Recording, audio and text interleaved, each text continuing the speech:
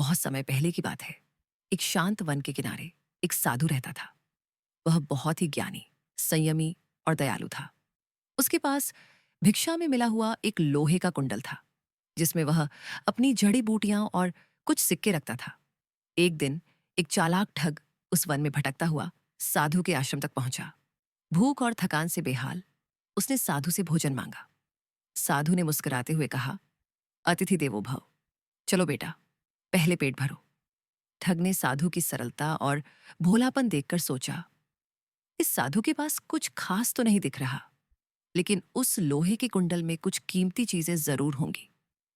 अगले दिन जब साधु नदी में स्नान करने गया, ठग ने मौका देखकर वह कुंडल चुराकर भागने की कोशिश की।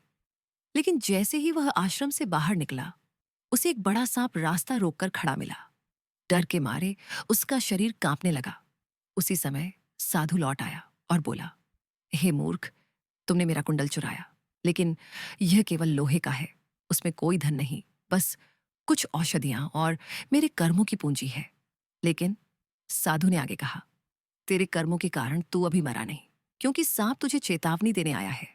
छोड़ दे लोभ का मार्ग और सच्चाई की राह पकड़। ठग को अपनी गलती का एहसास हुआ। उसने कांपते हुए कुंडल लौट आया और साधु के चरणों में गिरकर क्षमा मांगी। साधु ने उसे माफ कर दिया और कहा, सच्चे ज्ञान की राह में क्षमा सबसे बड़ी शिक्षा है। जाओ, अपने जीवन को सुधारो।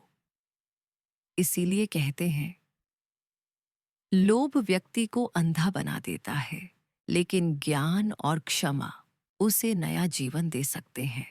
अगर आपको ये कहानी पसंद आई हो तो लाइक जरूर करें, और ऐसे ही और प्यारी कहानियों के लिए हमारे चैनल दादी माँ की अनमोल कहानियों को सब्सक्राइब करना न भूलें।